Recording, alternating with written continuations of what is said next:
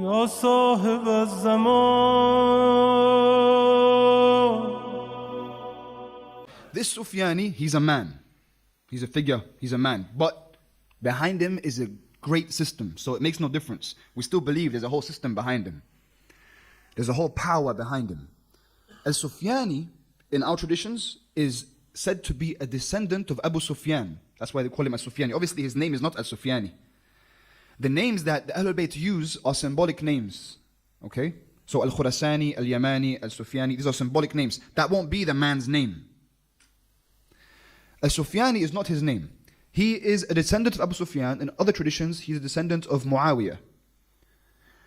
And Imam Ali alayhi salam has a narration about him where he says that he is the son of the woman who ate the liver. She ate Hamza's liver, Akrat al-Akbad. He is a man who is rugged with a massive body. He is fair-skinned and reddish, pale and reddish. And he has blue eyes.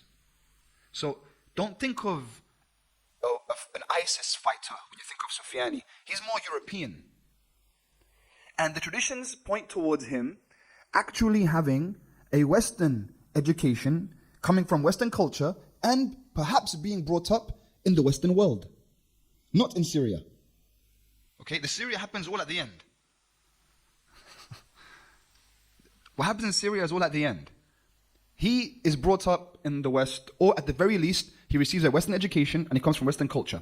In Shaykh al-Tusi's Kitab al-Ghayba, he says that Al-Sufyani comes forward from the people of Rome with a cross around his neck.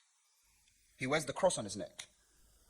And he was born Muslim, but he became a Christian, and he represents the type of crusader, hardline Christian, and he pretends to be very religious, but he wears a cross around his neck. Okay? So he comes from that part of the world. He's very charismatic and someone who people gather around. He's able to garner a lot of people around him. Now, why we say he comes from the people of Rome, in the Quran, we know the people of Rome to be those who were in the Byzantines, those who oppose Rasulullah. Okay? The Empire of Rome, the Roman Empire, with Rome as its capital in modern-day Italy. That's not who we're talking about now. He's not from Italy.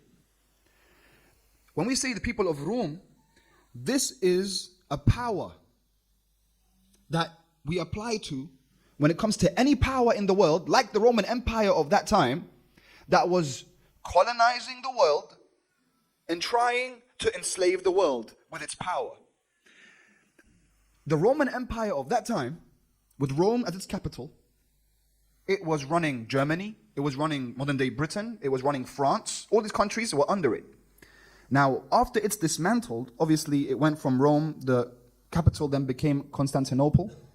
And when the Ottomans invaded, they took that and then they named it Istanbul, and then later became Istanbul. So Constantinople is modern-day Istanbul. And then that became a Muslim place. Istanbul means either the center of Khilafah or many Muslims. So this idea of the people of Rome doesn't just disappear. When that empire dissolves, that power remained. It has inheritors today. Who are the inheritors of the colonial superpower today? Who is the Roman Empire of today? Who is the Roman Empire that can stand in front of 150 countries in the UN voting for a ceasefire in Gaza, but it says no and has a veto power, and then no one can do anything? Who is that Roman Empire? Okay, I'm saying the shoe fits. So the US is that empire. The US and Europe, they continued that power that was inherited from the people of Rome. So we're not talking about the people of Rome in the Quranic context here. When we say a Sufyani comes from the people of Rome with a cross around his neck, that's what we're speaking about. He comes from there. He represents those people. Now, he goes to occupy Palestine. When people say that we're Shia, we have nothing to do with Palestine, check your narrations. He goes to occupy Palestine. Now, whether right now, if Palestine is liberated today or not, Sufyani is still going to come and still going to go to occupy Palestine. Okay, so understand this. If Sufyani comes out now, then he just makes the job a lot quicker for us so we can just get this over and done with. But if he doesn't, then we're going to have to liberate it again. Okay, so it's a long road, but we don't give up. So he goes to occupy Palestine. Why? Because that's the place where this battle is always going to be the compass. That's the place where the main battle is going to happen. And that's the place where he's able to create a line of defense for the people of Rome before they get to the lands of Rome. And his main aim in the beginning is not even to fight Muslims. It's to establish control in the region for whichever government he represents. So that's not clear. But he represents a very strong global power. He's a ruler, very strong, charismatic, gathers a lot of people, and he is a butcher. He kills people in the tens of thousands very, very quickly. And in the narrations, it's said that the way in which he does that, it's very gruesome. He kills, listen to me, yeah? You don't even have to use your imagination anymore because the last 2 months you've seen this on the video. He kills babies in their mother's wombs. So imagine reading this and you think, how does that work? Hundreds of years ago. He kills babies in their mother's wombs and then he boils people. Boils them? White phosphorus. How does he boil them? What kind of weapons? He boils people and he kills them in numbers of tens of thousands very quickly. Later on, when he goes to Kufa, he kills 60,000 people in 3 days. So right now, everything's happening in Gaza. All that destruction is 20,000 people in over 2 months. He killed 60,000 in 3 days. So whatever weapons he's using, they're very deadly weapons and very efficient weapons. Okay? That's later on when he goes to Iraq, because he tries to invade the entire region. He wants global power. He is someone who, Imam Sadiq alayhi salam, Sallallahu Muhammad wa ali Muhammad.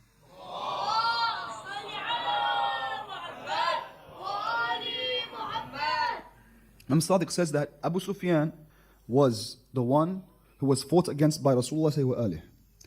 And Muawiyah was fought against by Imam Ali alayhi salam. And you know, Bani Umayyah and Banu Hashim, they're cousins. Okay? So they go back to the same grandfather. So Abu Sufyan, the Prophet, they're cousins. Muawiyah, Imam Ali are cousins. So Yazid, Abu Abdullah alayhi salam, they're cousins. And ultimately Sufyani will battle against Al-Qa'im. And they are also distant cousins. But this battle will continue between these two lines. The Sufyani starts to gather around all these soldiers, brings these soldiers all into this land first of all, he appears in between Jordan and Syria, first of all. His forces, they occupy a main part in Palestine, and then he begins his movement. And the first major battle that occurs is going to be in Syria, in a place known as Deir az-Zur today. And this battle will not be between us and the Sufyani. The beginning is not even around us. The beginning is all the superpowers are fighting each other. There's a global war going on at this time. Everyone is fighting, and there is a mountain of gold and silver discovered in this land, in Syria, and they fight. In the narrations in Sheikh al-Mufid's Khisal, he says that they are Atrak wa Ikhwan al-Atrak. So some say that they are the Turks, but other scholars, they said that these are the Russians that the Sufyani will fight against first. So you can see the superpowers are all fighting each other now, okay?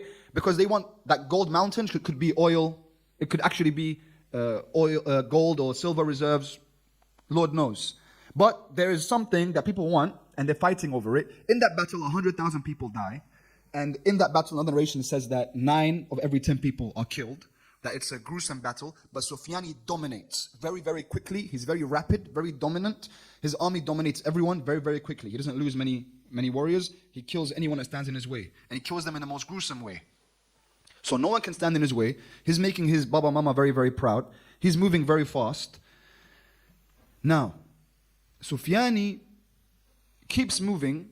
He's not focused on the Shia until he takes over this land in Bilad al-Sham. So Syria, Jordan, Lebanon, Palestine, that's Bilad al-Sham. He starts to dominate this area. That's his main tactic in the beginning. He wants to dominate the area first.